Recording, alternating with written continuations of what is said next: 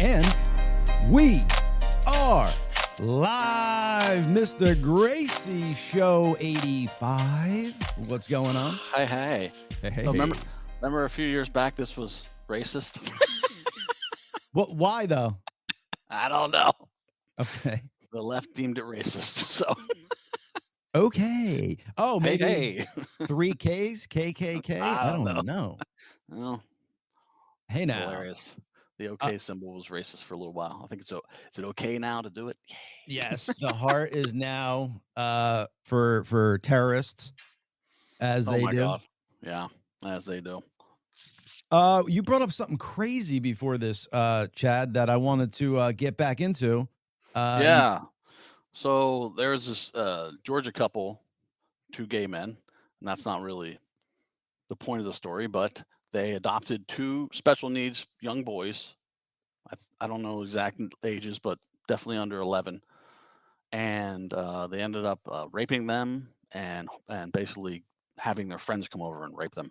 The fuck, man. And I'm like, yeah. And so they just got sentenced to 100 years in Georgia. 100 years, hopefully in general population, where they could be picked apart fucking limb by limb. What the fuck? They're gonna have fun. These 6 sons of bitches. Not that I want to like get into these disgusting details, but like, how old were these kids and how long had this been going on for? I don't know if it says in the article. Jesus, man. And yeah, I mean, like you said, it just happened to be a fact that they were 2 gay men, and not that it was any added to the story, any different, but just stating the facts here. Yes. You got to wonder, man, like that's so crazy. You know, you thought like the adoption process, you know, would have a lot more checks and balances like to it. But again, if these people who adopted like don't have anything in their background or anything like that, how would you know? Well, I'm sure this happened with hetero couples as well. Like, for sure. No, 100%. That do that too, but anybody that fucking does this to children, I just disgust me to no end. Especially having kids. I'm just saying, like, there's and I guess they're trying to make it like, because there's so many kids that want to be adopted and they're trying to make the process a little bit easier, but you should have to do like, even if you have no criminal record, none of this, you should have to like go through psych evals, like to see if you could adopt a kid. Because I think the process is pretty stringent generally, but it seems, sometimes the sickos slip through the cracks, or they can lie their way through it. Who knows? But it's just, I think it's in a lot of states, it's probably hard enough for a gay couple to adopt. And I'm sure there's lots of loving gay couples out there that want to have children, adopt children, and treat them very well and give them great lives. But this just makes it harder for, it's sad. Yeah, it's ridiculous. It's fucking sad, man. And not only were they doing it themselves, they were basically selling them to other people. These poor innocent children, dude. It's fucking insane. Do you know how they got like wind of this and how they got caught? I'm not sure how they got caught. I'm not sure. Oh man, it's like hopefully fucking. I don't know. Maybe Bobby can pull up some articles on it. You would think. You would totally think. But I want to go to this because this is funny. So to get off this crazy little topic we have here, I want to play just a little bit of this because this was fun back in the day. Where is he? Screen share. There we go. All righty then. This is hysterical, Chad. Do you remember these calls? Oh, with Mel Gibson? Yes. Yeah. Stay on this phone. Yeah. Don't hang up on me. I have plenty of energy to drive over there. You understand me? And I will. So just fucking listen to me. Listen to my fucking ranting. Listen to what you do to me. He's nuts. Didn't do anything to you. Oh, man, listen. Hey, women can do this to you. I was just going to say, Chad. Not to say that he's not nuts. I'm sure he is. But, like, women can fucking drive you off a fucking cliff. 100. I've had conversations that if we're recorded, I'd sound like a fucking complete piece of shit, too. Like, you just drove me nuts. And I'm just like, what the fuck is going on? Yes. And the beauty of this is she's so calculated, dude, because she says just enough in the little word she says to fucking set him off. Oh, yeah. Like, she's doing his buttons, dude. Yes. And she's doing it sweetly. But Mel, what do you mean? It's so fucking great. Not that I condone that, but you can see how it happens. Yes. I don't condone either, but funny. You are ruining my life. You make my life so fucking difficult. Well, you know what? It's You be a woman that fucking supports me instead of a woman that sucks off me. And just fucking sucks me dry. And wants. Get to this relationship if you're a good woman and you love me. I don't believe you anymore. What did you just Sick say? of your bullshit. Has any relationship ever worked with you? But Mel, what do you mean? I'm just trying to love you. Yeah, she's the Fuck victim. you cunt motherfucker. I mean, she's probably right. She's probably the gold digging bitch sucking his money and like just using him for that. Yes. I don't know what her name. Do anybody know her name? Oksana. Oh, ooh, Yeah, Russian? she was like some Russian chick, dude. Oh, So yeah, perfect. this was definitely her MO. I think she was with other celebrities before. Oh, I yeah. think the unfortunate part was he had a daughter with her, and it got this far before he realized. And that's when she was like, "Yes, payday, daughter with him, boom, pregnant." Yep. Oh yeah. And this Sucks. went on for a fucking while. And then I don't know if it was before this or after this, but she was just adding on. Like, remember he got caught with the DUI and he was like ranting about the Jews and fucking. Yeah. God bless this guy, man. Hey, it's hip now to do that. Yeah. All the kids are doing it. I just want to play one more part where he tells her to smile and blow him. I don't know if we're going to be able to get there. It's 8 minutes, but hopefully it's something quick. Listen to me. You Listen. don't love me because somebody who loves does not behave this way. I do not. I Hang know on a I'm second. behaving like this because I know One absolutely second. that you do not love me and you treat me One with no second, consideration. please. Can I I please love you speak? because I treated you with every kindness, No. every consideration. You No. rejected. You I'm will sorry. never be happy. Fuck you. Get the fuck away from me. But my daughter is important. All right? Now, you have one more chance. And I mean it. Now, Oh man, I feel so bad for him. He hates her and he's giving her one more chance. He's like, it's like he knows what's going to happen, but he's trying to like get her under his control and back under his spell. And I think that's what fucked up his head. For the daughter's sake. Well, was it that or I don't know. I kind of see both edges here. It seems like, I don't know. Either he wanted her back one last time to get her under the thumb, show he had the control, and he didn't get fucked over like he thinks he is in his mind, you know? Some narcissism there for sure. Yes. And it's fucking Mel Gibson. He's never had to deal with this before in his life. He's been, had the upper hand in every relationship probably since the beginning of time. Oh, yeah. Well, so it's a lot to deal with. He's Mel fucking Gibson. Exactly. Bobby says he has the article for the Bring it up, Bobby. Couple down there in Georgia, those lovely people. Lovely. You doing that, Bobby? I got no share. There we go. And go. Alrighty then. Couple charged. Let me get that order. If I could just read that. Couple charged with molesting their adopted sons and pimping them out. My goodness. Those are hard words to read. Okay, scroll down. Pedophile ring, Jesus. So a local pedophile ring, dude. Oh, it makes how many of these fucking rings are in our country, man? Oh, there's lots, unfortunately. Like how, bro? Like I don't understand how these people aren't under a fucking rock. Like I just don't understand how there could be so much of this going on. They've been renamed minor attracted persons, so it's all good. Yeah, but that seems to be out the fucking window now. It is now, but yeah. Dude, look at this. A months-long investigation by Town Hall revealed. So these fucking poor officers had to like investigate this and see this horrible shit going on for a month before they could step in and do shit, bro. Yeah, yes, exactly. Had to let it continue. And look who it is, Chad. A government worker and a banker are these two scumbags, it seems. Right. Mm-hmm. A government worker, bro. Respectable people, yeah. Yeah. Mm-hmm. What does he do for our government? And 11 and 9 years old they were. Jesus God. Scroll down a little bit, Bobby. Like I have 11-year-old girls. I would fucking... You would be in jail for murder. I would MURDER. Red rum some motherfuckers, man. Yeah. I just wanted the rest of the article, not the... All right, no biggie. Bobby, if you could just find out right in chat, like, how long these guys had this, they adopted them for and all that Troy stuff. said execute their asses, but they'll be dealt with in prison. Yeah. That's the one place where pedophiles are dealt with. for in the way they should be. Yeah.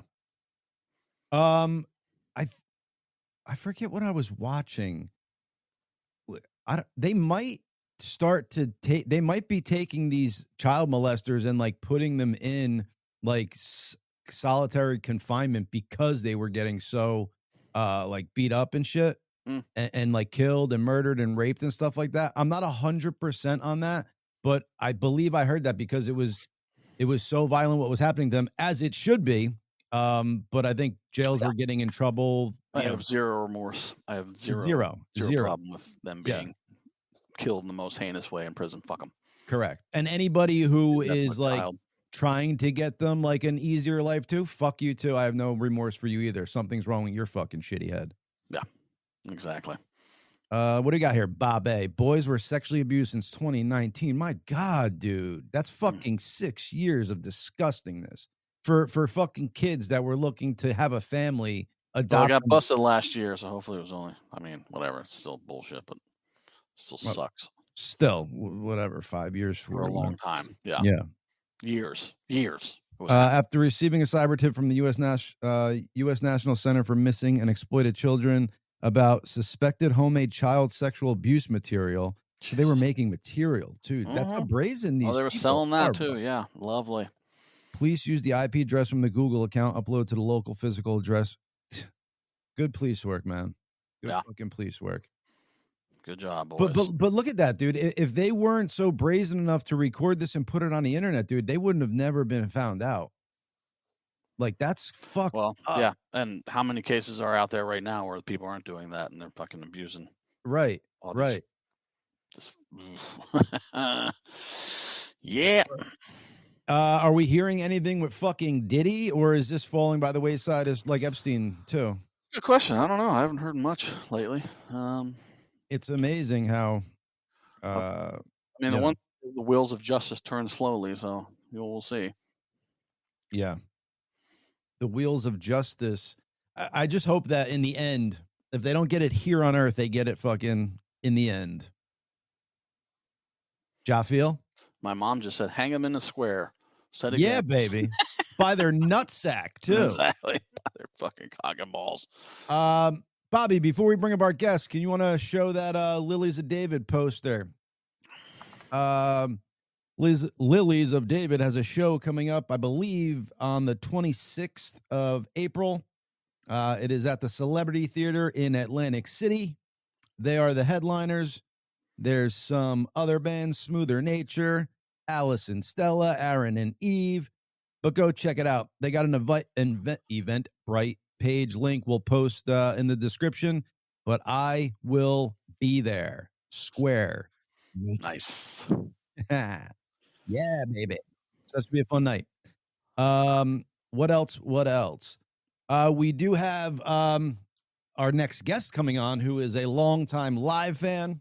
He is also the host of Pushing the Limits radio show out of Las Vegas, Mr. Brian Shapiro. What up? What's up, Brian? Great to see you guys. What's up, Chad? It's nice to get away from politics and just to be able to say hello to one of my favorite drummers from my favorite band since I was a kid. So I appreciate you guys having me on. Absolutely. It's our pleasure, and thank you for coming on. Yeah. Man, you guys are talking about some deep stuff, huh? Wow. We don't play. We get into subjects sometimes. Yeah, man, that's a terrible story. But how you guys doing, man? It's good to see you guys. Cold in New Jersey, I will say that, man. It was decent last week, and now it's dropping. So it's warm here. Yeah. Is it warm in Vegas? Oh man, I don't want to make you jealous, Chad, but it's like 70. It was like 75 degrees yesterday. I was hanging out by the pool, man. Oh, I'm not jealous. I'm in California. Yeah. It's like 81 here. I'm trying to remember where I've seen you guys in Vegas. I saw you guys at the Palazzo when you guys were together. I saw you guys. I saw you guys at the last time I saw you guys together was at I think when it was the Hard Rock. Now it's the Virgin. I saw you guys there. Yes. On your there. Yeah. I want to say you were touring. Became the Virgin. Does anybody? The Hard Cock became the Virgin. Okay. Yeah, that was when you guys toured with Bush. I want to say. Yeah, that was the last time we played. Yeah, man, that was in Vegas. Yes, that's a funny story. I went backstage after the show and wanted to say hello to Ed. You guys were long gone, maybe I shouldn't say this, but there was a woman sitting on his lap, and he was the only one back. It wasn't his wife. He was the only one back there. And I went back there. He shoots right up, and we were talking for like 15 minutes. But Deer in man, I'm just headlights? yeah, I'm just so disappointed. I wish you guys were back together, man. It just, it sucks. But all I can say is from an outsider looking in, 10 years ago, I read that Ed wanted that $100,000 bonus. I don't know Lead if that's singer true or not. advance, yes. Oh, it was Yeah, true. and then I heard that he sold the rights to catalog. I don't know if that's true or not. Like to some of your music, was that true? No, he didn't. No. Okay, Chad Patrick okay. and I did a publishing deal for some Okay. of our stuff. Yeah. So I hear that Chad 10 years ago, and I'm like, man, Ed sounds like a douchebag, right? And all the times I've met him, he was always cool. And then I hear this stuff about Chad Taylor, and I read the Rolling Stone article, and I'm like, fuck, you seem like the only normal one in the band. Like I try to be. yeah, Well, I mean, like, it's the classic lead singer, lead guitar riff that happens in a lot of bands. Rolling Stones. I mean, it's just endless. What is it? Guns N' Roses. Like, those are the two guys that are usually have a lot of ego. They're generally very alpha. It's just that person is attracted to those positions in the band, and so they're always fighting for the limelight and the spotlight and saying I wrote this and I wrote that and blah blah blah. But it's wild to look back on it, and it's seeming that it's been more Ed through all this than Chad, to tell you the truth. Interesting. Okay, that doesn't surprise me. Interesting. The more I uncover, the more I find out, and it's like, okay, that's too bad. That's too bad. Who knows? Maybe one day you guys get back on stage together. But Rock and Roll Hall of Fame. Rock and Roll Hall of Fame, baby. I saw Ed in California. I want to say maybe 7 or 8 months ago with his new bandmates. And look, he put on a good show. He always does. Yeah. But the best show I ever saw was when you guys were on your Throwing Copper tour. I'll give you the quick 1-minute story. First song I heard was Selling the Drama. Mm-hmm. I was probably 14 or 15 years old. I immediately fell in love with that song. Saw you guys MTV Unplugged, which was just incredible. And then I saw you guys in Hartford, Connecticut at the Meadows Music Theater. I'm a stupid 15, 16-year-old kid. I hadn't been to many shows. To this day, it's the best show I've ever seen. I've seen thousands of shows. Then I discovered Mental Jewelry. Then I discovered Death of a Dictionary. Nice. Throwing Copper is probably the only album I could listen to front to back just because I have horrible ADHD. So, but Throwing Copper. And then I'll always remember this, Chad, because we're both kind of old, but I bought the cassette tape of Secret Samadhi. I took the day off from school. Yeah. The day that the album came out. Now, it wasn't like today where you can hear every song on the album before an album comes out, right? Yeah. So I took the day off. To hear them. Yes. I had my Walkman, Chad, and with me. Remember those? The yellow Walkmans, right? Oh, yes. And Secret Samadhi. Yeah, exactly.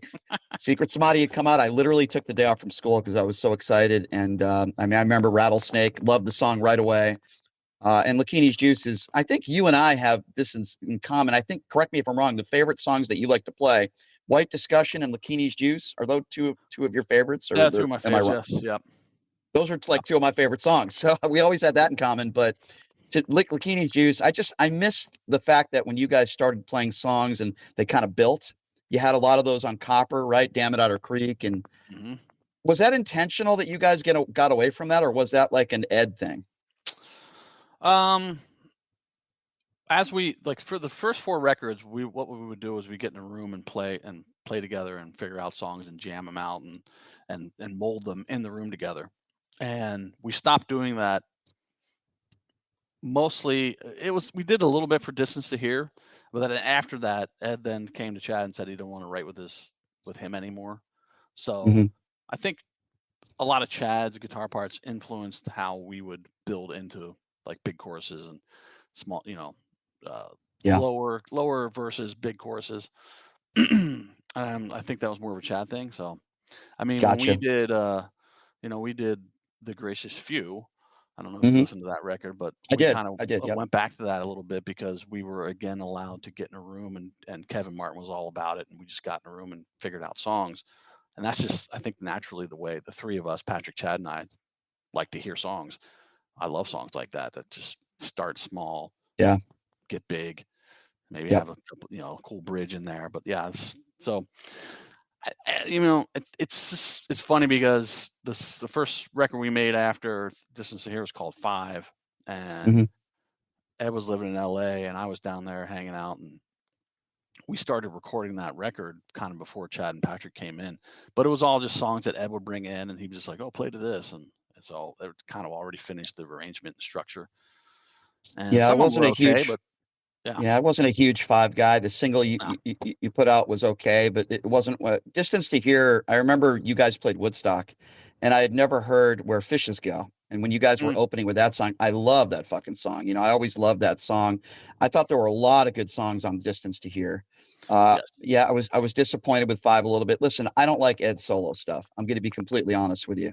I don't. I don't think it's very good. I think it's too poppy and it's not edgy. I mean, Secret Samadhi and Copper were just unbelievable albums from front to back, every song. And I can tell right away when I resonate with something. And listen, Mental Jewelry was great too. I mean, there's so many great songs on that album too. Mm.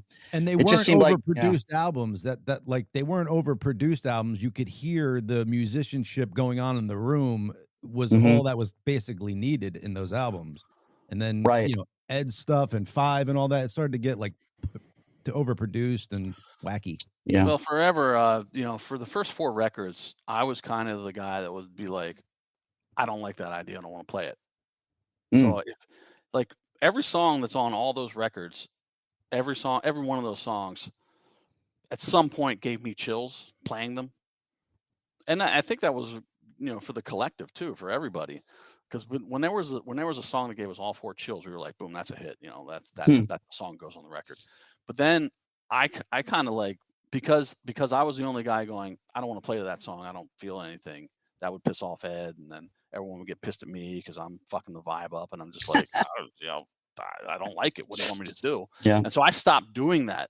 And just after Distance to Here, I was like, I don't want to be the dick anymore. Yeah. It felt like he was felt like he was fighting the world in his own band, for basically. quality. Yeah. I like the fact that you did that. It's unfortunate that it turned out the way it did. I always wanted to ask you this: the end of Lightning Crashes, when somebody's harmonizing with Ed, I always wondered if that was your voice. No, I didn't sing back. Like at the last. Yeah. So, interesting. So that was his own voice. Yeah. Okay, I didn't even know that. Like on Horse, the hidden track on Throwing Copper, the high part, that's me.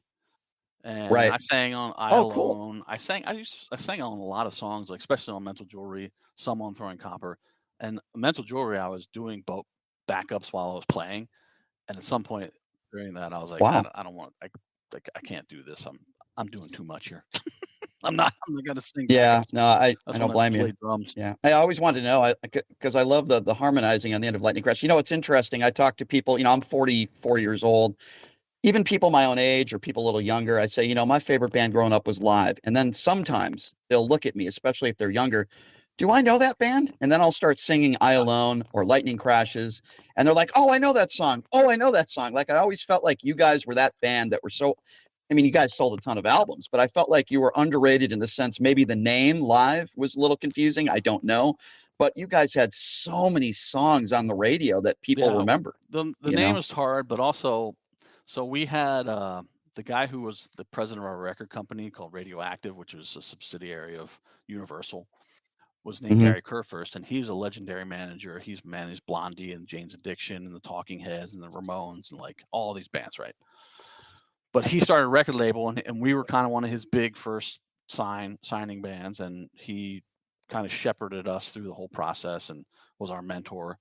But what he didn't like is he didn't like the press. He fucking hated the press. He was like, they need you more than you need them. And as Throwing Copper was blowing up, we did a spin cover, but we would never do the cover of Rolling Stone because he didn't want us to until we were voted Artist of the Year, I think in 95, became the 96. But yeah. And then he was like, now you're doing it because you've been voted by the public. But we didn't do as much press, I think, as our contemporaries. Like, it just seemed like Pearl Jam, Smashing Pumpkins, Soundgarden, Nirvana, they would just do everything, Yep. And not that they were doing it just to do it, but like it was part of the process. So to me, that's kind of one of the reasons why we just don't have the name recognition as some of our contemporaries.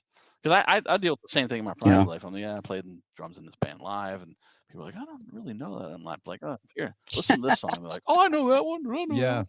Like, yeah, that's me. It's got to be a little annoying, right? It's got to be a little I'm used to it annoying. now.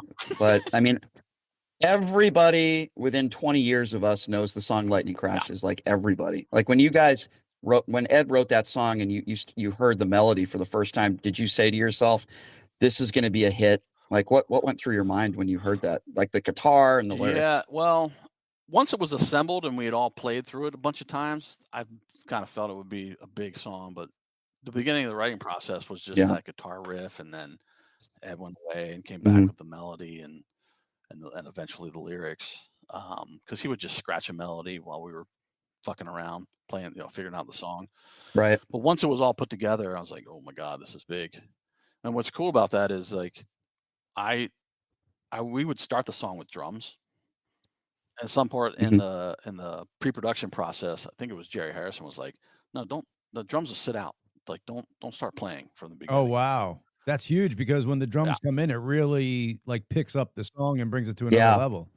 So he kind of left it up to me where I would come in, but I was like, okay, well, he did say like, let the first verse pass and go from there. So yeah, smart. It worked out great yeah, for it's playing one of the live because it's my rest period. Yeah. Get the rest. I mean, it's one of the biggest hits of the 90s, period. Yeah. I mean, it hands down. And I remember Ed was talking about Lakini's Juice. So Chad was just fucking around with his guitar and you guys were playing a show and I guess it was a rehearsal, right? And he just shouted out weird lyrics, but there's just something about that song that it's probably my favorite song of all time. We wrote that song in Jamaica. We had rented this house down there in Montego Bay. It was a big, like, giant mansion with like a staff and stuff. We were like, fuck it, we're rock stars. Let's do this. Yeah, baby. So Chad brought that idea to Jamaica, and that's where he started playing it the first time that I heard it. And I remember hearing him. We set up. There was a master bedroom on the second floor, and that's where we set up to write all the stuff, and it was big enough to accommodate everybody. And so I heard him playing that from downstairs.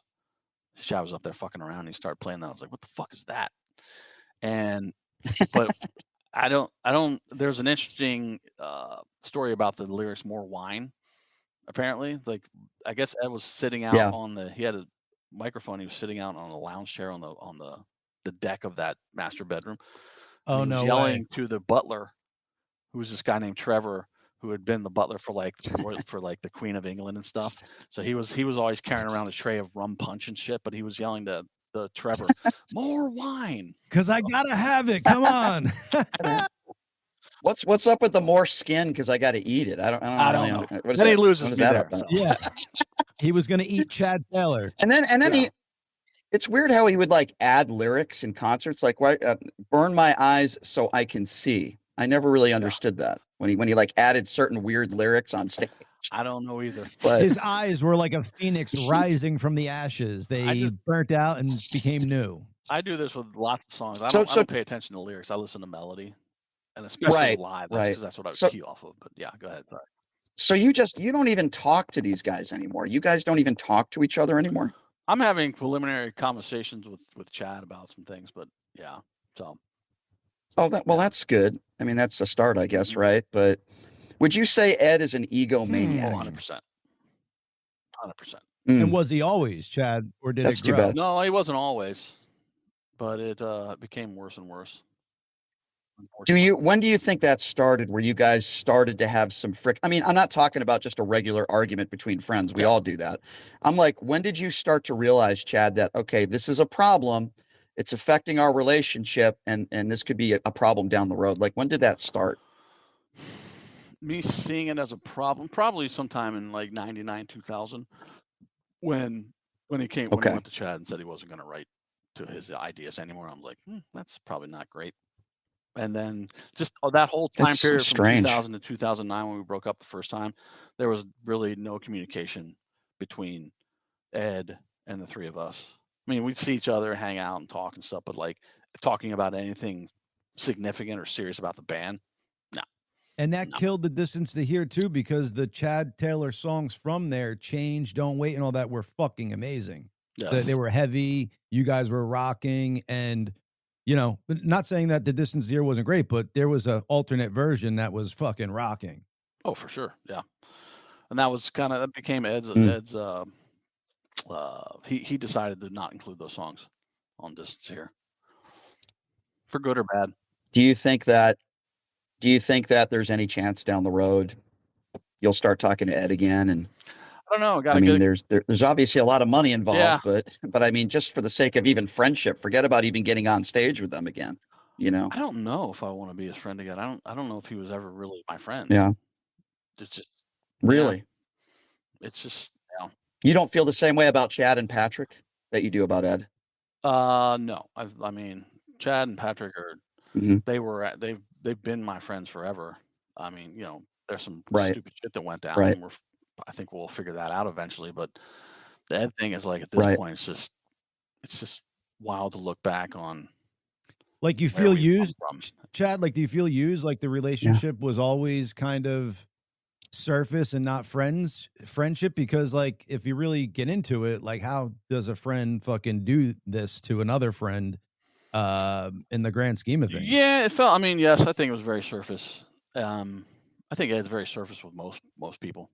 Because wasn't the story that he kind of came into Yeah. your audition for the band with like the ulterior motive of being the lead singer, but didn't come in there and say that to you guys? Like, he came in there and I think to audition as like a guitarist or something. Yeah, he wanted to come to practice and play guitar. That's what he told Chad, because Chad and him knew each other from elementary school. I sort of knew Ed in middle school. So 8th grade, we did our talent show, the three of us, Patrick, Chad, and I, and then Ed was in the audience. Yeah. He came to practice during that summer between middle school and high school Yeah. with saying he wanted to play guitar, and then we were like, oh, let's have him sing a song. So we did a song, and he sang, and when he left, we were like, oh, he's our singer. So we totally invited him in. Like, Yeah. I think he's telling the story like he started the band now, and it's just like, Oh, Jesus. okay. Chad, from a decent human being perspective, this is the part that I just can't realm. That, you know, you guys were, whether you were close with Ed or not, you guys were friends since middle school, right? And he gets on stage with these guys that he's known for maybe several years, making all this money, knowing that you guys are making a fraction. And it's like, even the differences that you guys have had, I don't know how he could look himself in the mirror and say, fuck those guys, I'm doing my own thing. And they can, Right. you know, I mean, that's really what he's doing. Absolutely. Fuck those guys.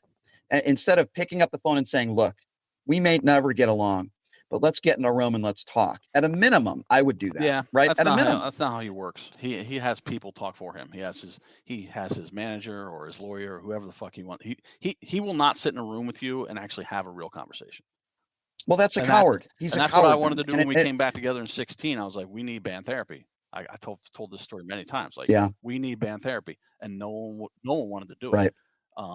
I mean, maybe Patrick would have done it if everyone else said yeah they were going to do it, but like Ed and Chad and management would not put any energy into like even thinking about it. And I was just like, okay, this is going to end in tragedy. Yeah. Yeah.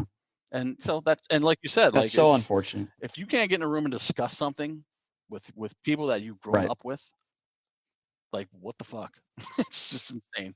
I mean, Chad, we don't really know each other, but we were still able to have like a 30-minute political conversation, even though we're on opposite ends of the spectrum. So if we can do that, I'm pretty sure Ed can do that. Right? Exactly. I would give him the benefit of the doubt, but like at this point, it's just I mean, Yeah. when we sued him the first time in 2009, we called him and we're like, hey, we got a problem. Like, we want to talk about this. Ignore, not Right. even. He wouldn't even acknowledge it. And we're like, okay, well, we're going to That sue sucks. you because you know- we feel strongly about this. Still just ignored it. Like, okay, well, then we're suing you. And you know what it is, That's what Brian? happened. Like, Gracey has no problem getting into the room because he's kind of been on the right side, like, throughout this whole thing. Of course, bad decisions here and there and stuff like Right. that, but he's willing to get everything out, talk about his portion of it. He's apologized for portions of his, part in it and stuff like that. So he's been trying to be the bigger man throughout this entire situation.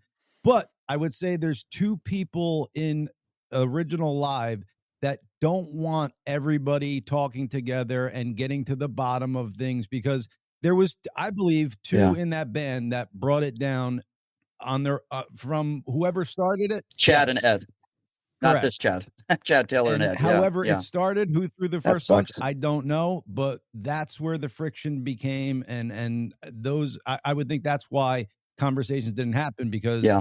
shit would have been a spotlight on individuals who caused shit, and they didn't want that. in my opinion. I don't know. Listen, I can only go by, meeting you guys, the band, probably dozens of times since I was a kid. And I always thought Ed was aloof. He's just a weird cat. He's just different. He's just ego different.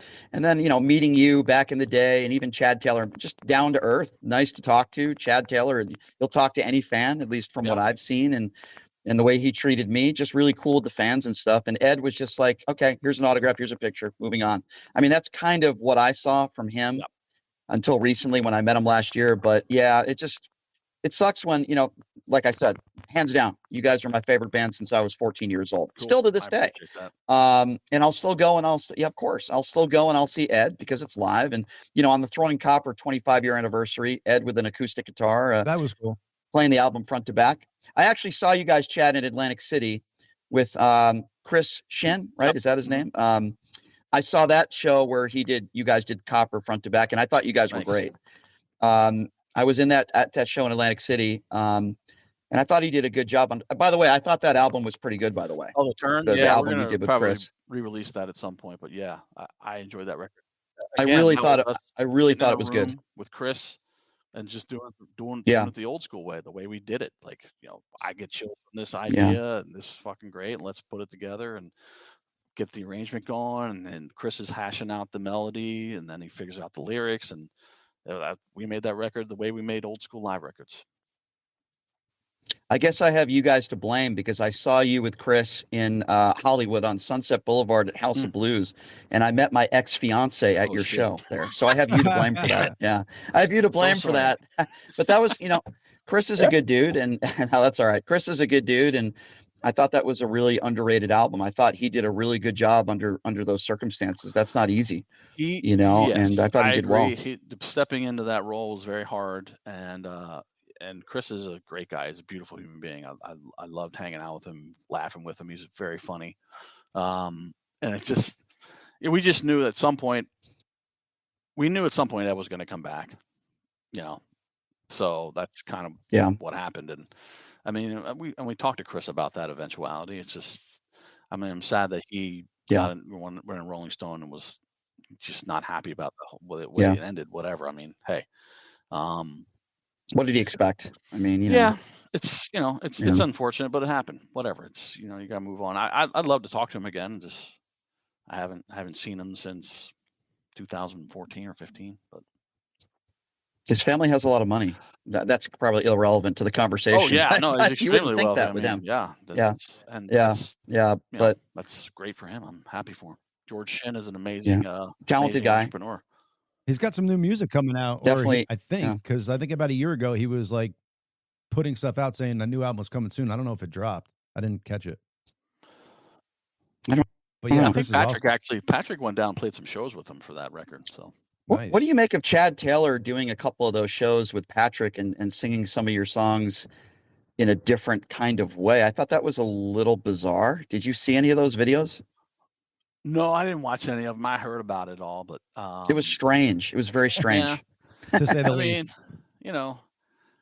For all the faults of Chad, he is a great human being at his core, but there was just some bullshit that went down with one of our companies, and I couldn't get financials, and he refused to give them to me, and just pissed me off.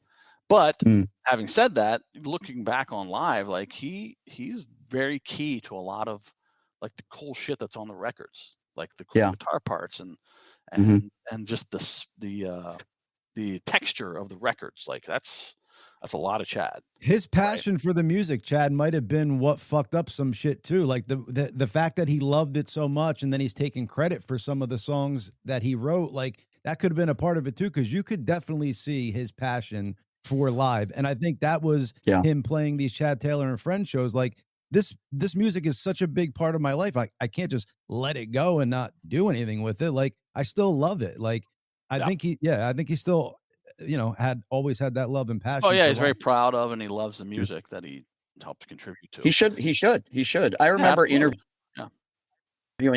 I remember Chad interviewing a 5-year Throwing Copper tour that he did with an guitar. And I asked him I said, what do you think of Chris? And did you listen to The Turn? And his answer was, no, I didn't listen to it. I thought he was lying. There's no chance he didn't hear it, right? I mean, Right. I didn't want to say that on the air, but I'm like, dude, you're lying to me. Yeah. Right. Now, conversely, I never listened to any of his solo records. You're Chad, you're not missing anything, and it pains me to say that because well, I mean, I but know. That's what I'm thinking. I mean, it's just like we jokingly call it songs from Ed's Mountain, songs from Black Mountain. I mean, that's funny. It's the same stuff. It's got no edginess to it, in my opinion. You know, it's not. It doesn't sound like live. It sounds like a guy that it's like pop music to me. It's not the same. It just doesn't sound. I just don't like it. It doesn't like resonate with me. That is pussy Ed version with of no live. one, that's Ed with no one around him telling him no. That's what it is. Right. So you think if you guys weren't around him, that's what Ed would have sounded like 25, 30 years ago? I don't know if he would have sounded like that from the get, but I'm not sure how to answer that. I mean, we definitely all had say in what idea was being played to, and the arrangement of the idea, and figuring out what sounded cool where, and we were all involved in that process. So I don't know if he would have been, quote unquote, cheesy then as he is now. That's what it sounds like. No, but you're right. It is cheesy. You're right. I don't like it. Even some live songs where he doesn't sing certain parts of certain songs and he kind of puts the mic out into the crowd. I hate that. I don't like that. But I still think his voice is capable. I mean, I think when he he has an acoustic guitar, I mean, you can hear it. He still sounds great. But I will detract nothing from his talent. He's an amazing singer. He's an amazing performer. Plays guitar pretty well, and obviously, the lyrics and melody that he's written over the years have been astounding. Mm-hmm. Yeah, all that could be true, and you could still be, so it happens. Personal question, you don't have to answer it, but like, did any of you guys ever get into physical altercations when you guys weren't getting along? I'm just curious. Oh, Chad and Ed fought a couple of times, but this is back when we were younger. Nothing that when we were older, but like in high school and stuff, and middle school. Yeah. Chad and Ed fought on a lighter note, how the fuck did you grow up in York, Pennsylvania? Like, there's nothing there, dude. Like, I live in Vegas. I know the song Shit Town is about, but like, okay, so I grew up in a small town in Connecticut, but we were in between New York and Boston. So if I wanted some fun, I could just drive a couple hours, right? Like, I would have lost my mind. I don't know. Well, to be fair, we were 45 minutes from Baltimore, an hour and a half from Philly, so we did have access to those things. But I don't know. I mean, we did write a song about it called Shit Town, but when you're a young kid, like, you have what you have, and you can figure out what to do in those small towns. But once we started traveling, at like 16, with the band, we were like, oh, okay, the world's a lot different than fucking New York. What was it? What was it like when you're the artist of the year? I would imagine the ladies are not difficult to come by without getting into detail. But like, what is that lifestyle like when you have chicks, when you're single and you have chicks waiting for you backstage? And I mean, there's a lot of people in life that never have those kinds of opportunities that you guys had. You're playing in front of 30, 40,000 people. There's beautiful women waiting for you guys, right? What was that like back then? It was always very fucking cool. I mean, so the first show, the very first show we ever played was like that 8th grade talent show, and it was Chad Patrick and I, and we won the talent show. We had all these girls screaming at us, all the girls that we went to school with who wouldn't really look at us, and now screaming at us. We're like, okay, this is pretty fucking cool. I get this. I want to do this, And so, but when we started becoming big, I had a girlfriend and I got married in like 90. When I got married, 96. You moron. I know. Well, I had a girlfriend from like 93, and I was faithful to her. And what a good I guy. got married. So that was my first wife until 99, 2000. And then I had 2 years of rock stardom, being on the road, and I had a pretty fun time. That was yes, it makes picking up chicks a lot easier. That's for sure. It's some social what do they call it? Social lubrication for sure. Did you ever have any famous celebrities, like women, reach out to you during that time? Reach out to me. I reached out to a couple and interacted with a few, but like I've never had anyone reach out to me just directly. No. Yeah, I remember the days when Dennis Rodman used to hang out with you guys, right? And that was he's quite the character, but that's pretty cool, Character. Remember Chad when he was doing that MTV show, and I remember one of the episodes he was wearing a live shirt, and I thought that was pretty cool. Yeah. Dennis is awesome. Dennis is a great guy. When he drinks, he becomes a fucking asshole, but he's an amazing guy when he's sober. Very emotional and he's very great one-on-one with you when he's sober, but he start drinking and lose it. But yeah, he come to the shows and he'd just walk on stage. Who the fuck's going to stop him? So he was just getting out there and just start singing and stuff. And we're like, okay, why not? Yeah, I remember another bus for a while. That's funny. I remember when you guys played a show in New York. I want to say it was the Distance to Here tour. I don't remember. A basketball player by the name of Jason Williams, who I think at the time played for the New Jersey Nets, was at your show, and he loved you guys. And I was talking to him for a little bit. I wanted to ask you guys this question, because I know you guys talked about REM and the band U2, the bands that influenced you guys. A lot of alternative rock bands that I talked to say they were influenced by a band called Failure. I don't know if you know who Ken Andrews is. He's a record producer. No, that doesn't ring a bell. Okay, but you guys were REM and U2 were like your biggest for you. Yeah, I mean, we covered all that stuff when we were in middle school and high school. We covered U2, REM, Smiths, In Excess. I mean, but U2 and REM were definitely for me anyway. I think the band's biggest influences. Yeah, that's cool.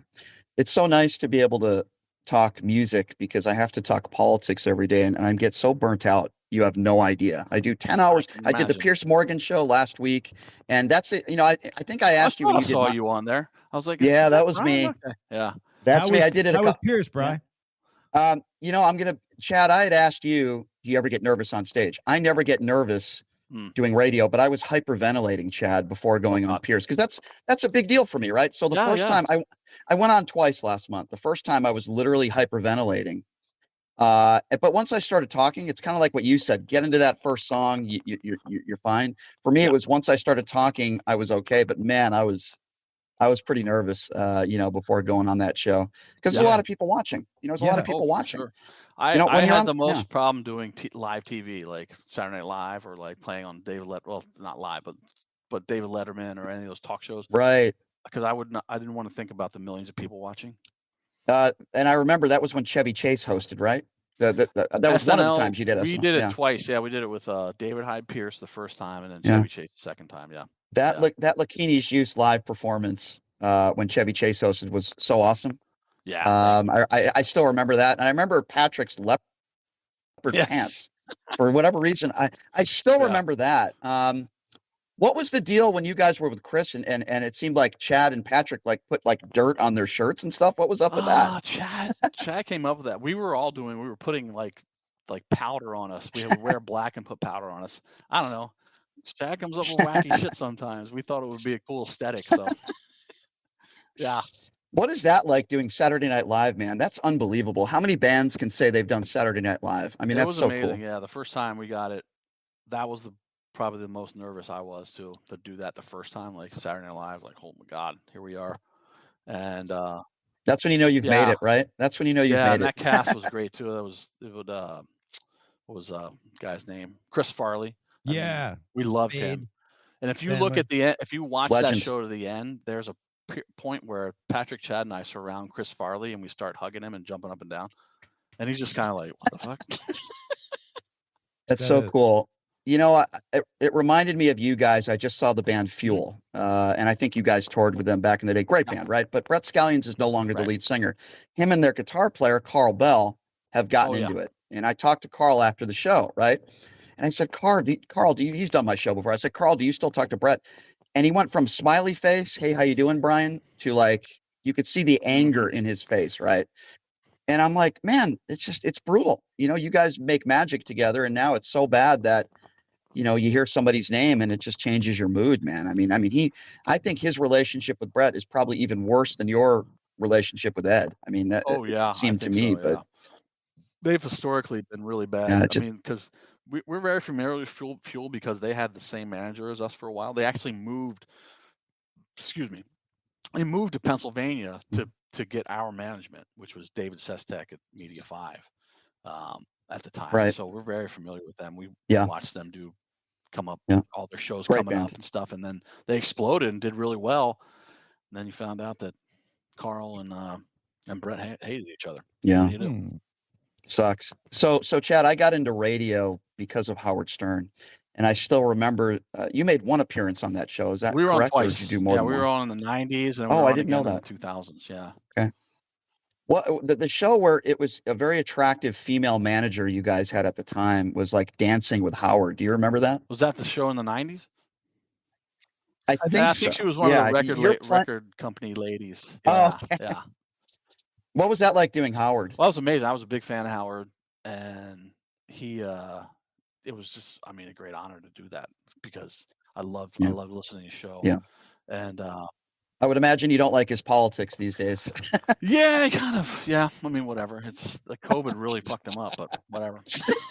Well, actually, Howard. Well, just he's said always he been a likes Trump. He just doesn't like the people who voted for him. He's coming around. Whatever. yeah. He has been pretty consistent with that, but he's a germaphobe. Yeah, You know, he's I like get that. major OCD. You know what I mean? Mhm. So that it's very strange because off the air I've met him he's very different. He's very quiet. He's very reserved. Stays in his home. But you get that guy in front of a microphone. Like I'm always an asshole. You know, I'm an asshole on and Got off it. the air. Yeah.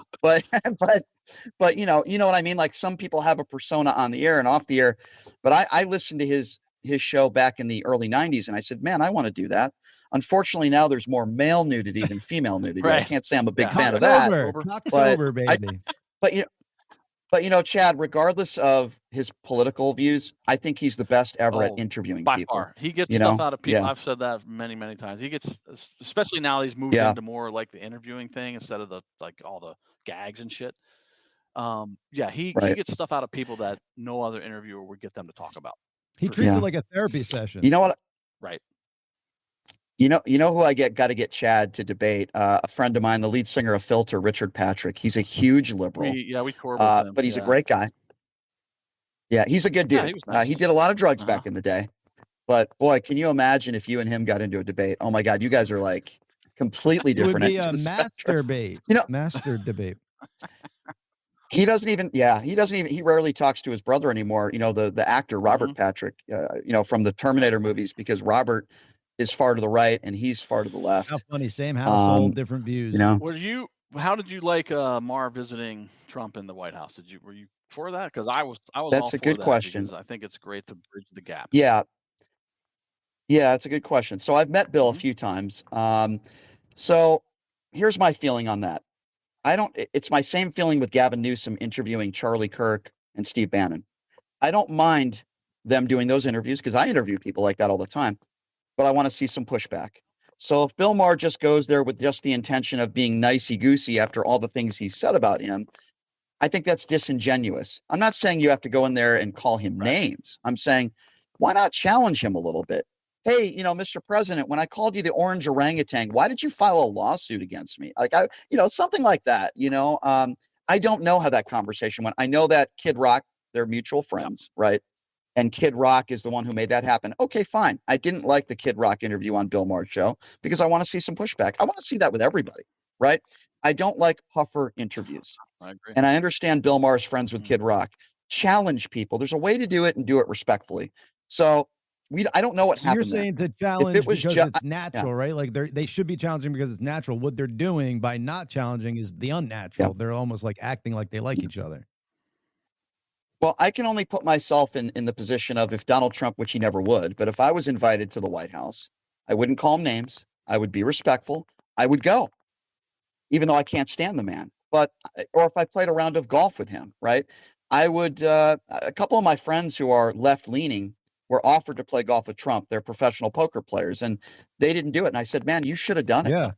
You know, play a round of golf with him, see what he is like away Right. from the camera, and maybe throw in a few questions. I would take that opportunity. So Chad, to answer your question, I know I'm rambling here, but I don't have a problem with him Mhm. going, but it sounds to me like he didn't challenge him at all. And it was all joking and having fun. Look at the nasty stuff that you guys have said to one another. Why not challenge him a little bit? I feel like Bill doesn't do that as much as he used to. That's my problem with Bill these days. Okay. Fair enough. Yeah, I mean, Yeah. there was, I don't know if this is fact or not, but I heard that he he brought a whole list of the things that he's called Trump, Right. and then Trump signed it. And Trump signed it. He endorsed it. It's like, yeah, okay, you called me those things. See, I think that's It is funny. I think that's Same. funny, right? I think I don't have a problem with that at all. But maybe throw a few questions in there. I mean, I don't know. That's what I would have done. But Bill is, I think that there are some people that are phony. I think there's a side of Bill that's phony. He's a very intelligent guy. But I look at Joe Scarborough and Mika Brzezinski, right? They bash Trump 24/7, and then all of a sudden they go to Mar-a-Lago to make good with him. Now, why are they doing that? Not because they want to be Donald Trump's friend, because they want him on the show and they know it's good for their ratings. I think that's bullshit. I think you should whether you agree with them or not, I think people should stay true to who they are. There's a way to do it respectfully. I mean, I have people on my show all the time. Roger Stone did my show, and Vivek Ramaswamy and Robert F. Kennedy Jr. I don't call them. I treat people the way they treat me, right? And I had Enrique Tarrio on, Chad, about a week after you did the show. He did a 45-minute interview with me. Now, I think he's a bad guy. I think, he's a really bad dude. And I think he's only in it for himself. But people were very angry at me, my listeners, because I treated him with respect. And so what good is it going to be if I call him a traitor? Then he hangs up the phone and we don't have an interview. And that's right. I don't want to do that. That's one of the things that just sucks about today is that you can't have someone like that on, and then your fans are like, why? Like, they're pissed at you. It's like, no, we're trying to, like, it's good to hear everyone's perspectives about things and understand the other side for how they believe or what they believe, and not have to bash each other constantly, or then be pissed off that, like, Bill Maher went to see Trump, or Bill Maher did this, or you have someone on that they don't like. It's like, that's just the point. There has to be a bridge between the two sides in the country. Like, what don't you want spoken about because these guys are getting together? Like, what is that? Like, what could possibly happen? Yeah, well, Chad, that's my problem with the media today. I used to watch Crossfire with Tucker Carlson. If you remember, I thought it was a great show. Hannity and Combs. Great show. Hannity and Combs was a really good show because you got to hear both sides. If you listen to right-wing radio, rarely do they ever interview people they disagree with. Clay Travis doesn't do it. Mark Levin doesn't do it. Sean Hannity, very rare. I can't listen to that. And I would rather interview somebody that I disagree with than do a puffer interview with somebody that I agree with on everything. Listen, I'll interview people that I agree with on a lot. I had Jasmine Crockett on a few weeks ago, but I would rather interview somebody that I disagree with. And I would think as a listener, you would want to hear that good spirited debate instead of people just agreeing with one another all the time. I can't stand that. It's just like, okay, if you're a Republican, you're going to listen to Fox News. Okay, if you're a Democrat, you're going to listen to MSNBC. I just think it's chamber after echo chamber. I just don't like it, man. I don't like it. I think CNN, obviously CNN leads to the left, but at least they have more Republicans on panels, at least. Very few. I know Fox News has a few, but I just think the media today, it's just on both sides. I think it's extremely biased, and it's frustrating for me. I agree with you. There's no, it doesn't seem like there's real journalism anymore. There's not, it's like, there's no real journalists digging into things and going, despite what the political ramifications of it are, it's like, no, this is fucked up. Like, I'm going to go into this story and figure out what's going on with this. Right. Yeah. You know why, Chad, though? Look at X, for example. Okay. There are so-called journalists on X, like after the terrorist attack in New Orleans, right? Everybody was saying it's an illegal immigrant, it's open border policy, and they don't wait an hour or two before getting the news correct. Now, they make more money by doing that, though. If they wait an hour or two and they get a story correct, they're not going to make as much money as if they tweet something. If a Laura Loomer tweets something out saying, "Oh, it was an illegal," or whatever the case may be. These are the times we're living in today. It's not about getting it right. It's about getting clicks, and that's that's what's so dangerous, and it's frustrating. I was a reporter for 10 years, and then I decided to be a talk show host, but I like to be opinionated, but I think there's also ways of being opinionated while being responsible. And not just throwing stuff at a wall and hoping that it sticks. It's important to, get stuff right. The one and only and I just think Brian Shapiro. So the way we do this, Brian, is we always leave the guests wanting, the audience wanting more from the guest. And I know you have your show coming up relatively soon. Tell the audience where they could find your radio show and all that jazz, and where they can find you. If only my dating life was like that, they would want more from me as well. But that's another story for another show.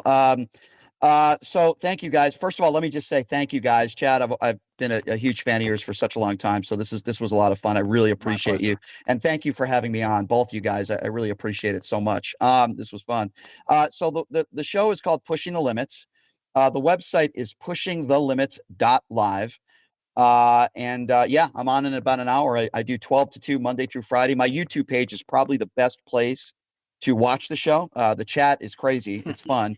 At PTL Radio Show. At PTL Radio Show is the best place to watch me on YouTube and on TikTok. And thanks again, gentlemen. This has been it's a nice getaway from what I have to talk about every day. So I appreciate you guys, and you guys are welcome to come on my show again anytime. It's been a lot of fun, and I appreciate it. Thank you so much. Thank you, Brian. Appreciate it as well. My pleasure. Thank you. Appreciate Good old it. Brian Shapiro. Seriously, go check out his show, folks. He's on there from 12 to 2 Vegas time, and he really does put on a good show. He's a cool dude, has some cool discussions, and mixes it up with the guests. Always cool to talk to Brian, and I could sit back and let that dude go. Great. Man. It's awesome. Troy put in the comments, he's like, I thought Brian didn't want to talk politics, and then Brian gets. Well, we didn't. I mean, you were skimming the surface talking about we're trying to bridge the gap here, man. Man. All this fucking ridiculousness of you're for this side and you're for this side and you can't talk to one another. It's just ridiculous at this point. That's why I brought up the Bill Maher thing. It's like I thought that was a great step. Yeah, for Bill Maher to go to Trump. Now, I mean, I don't think anybody's been privy to the actual conversation, so we don't know what happened in that meeting. Did Bill Maher push back on Trump a little bit? I don't know. Maybe. Right. I did Bill Maher do like an after report on that, like on his show or on his podcast? I haven't seen it. I don't know. I just heard like the headline that they spoke. And they talked, and I didn't see anything from it. I mean, the reports where it went well, whatever that means. Yeah. Well, yeah, I agree with Brian. Like he should have like, why'd you call me this? And I think with Bill Maher, with Trump, it was a lot of like either miscommunication or jealousy, I think, from Bill towards Trump. To be honest, I think Bill was a little jealous of Trump and the power he wielded and some of the stuff he was doing, because as like from 2020 to 2024, Bill Maher's like was still labeled as a left, but everything he was saying was starting to lean right. And like his I don't think it's lean right. It's just like lean back towards the middle. Common sense. Yeah. Yeah. Yeah. Well, that's what I mean. Unfortunately, that's right nowadays, even though it technically isn't. Right. The common sense that's what I'm trying to point out. It's like, yeah, it's called right wing now, but it's just basically the center. Right. I completely fucked up, gentlemen. I had every idea to go pee before the show started, and then 1:59 hit, and I didn't go. So I'm like, I've been pinching this bad boy for a little bit. So let's got about 3, 4, 5 minutes left, and then I gotta like when I get up, it's gonna like drip out a little bit. So what up, Bobby? Where depends. I'm gonna get those rock death diapers that you could wear to concerts. That's a thing. That's a thing, dude. They make those for rock concerts. Yeah. I mean, I knew we had fans that would stand in the fucking front from the doors open until the fucking whole show, and they would wear Depends. Yep. Do they make a specific diaper now for rock fans? Yeah, it's like a leather outside, and then you can replace the inside with the thing. God. Yeah, didn't we show those on the show? Yeah. The fact that there's a market for that is fucking hilarious. The fact that people would stand in the front row of their favorite brand that long that they need to wear diapers is insane. Trip to me, dude. Yeah, it's insane. You couldn't fucking pay me to do that. I don't care who it was. If Nirvana came back and fucking Kurt Cobain came back from the dead, right? Not stand in the front row and piss in my diaper to fucking watch them. like if you put the diaper on because it was general admission and you were worried about like making your way through, like maybe I'm starting to see, because it could take fucking 10 minutes to get through. But if you're just there and fucking in the front row pissing just so you don't have to leave and not miss a show, something's wrong with you, dude. Something's wrong. I might get one for this show, actually. There you go. Yeah, do that. And then I don't have to worry. Maybe they'll sponsor the show. I'll wear one too. Fuck it. Whatever. Oh, that's a good idea. Let's get them. Or actually, we should come up with somebody to invent something for like I guess they already have them a catheter. I was gonna say a tube I can hook up to my dick. Fuck that. I don't want a catheter. Ugh. I'm literally I'll take the exploding. diaper over the catheter. I'm good. Ditto. Yeah, catheter hurt way too much. Bobby, anything real quick because I'm not joking. I'm literally exploding here. If we have stuff, I can put on our 5-minute bathroom break and come back. It'll only take me 3 minutes. I really don't Alright, have we're good. much. I wanted to show about the social media urging black people to stay home. Oh, for the hands-off. Yeah.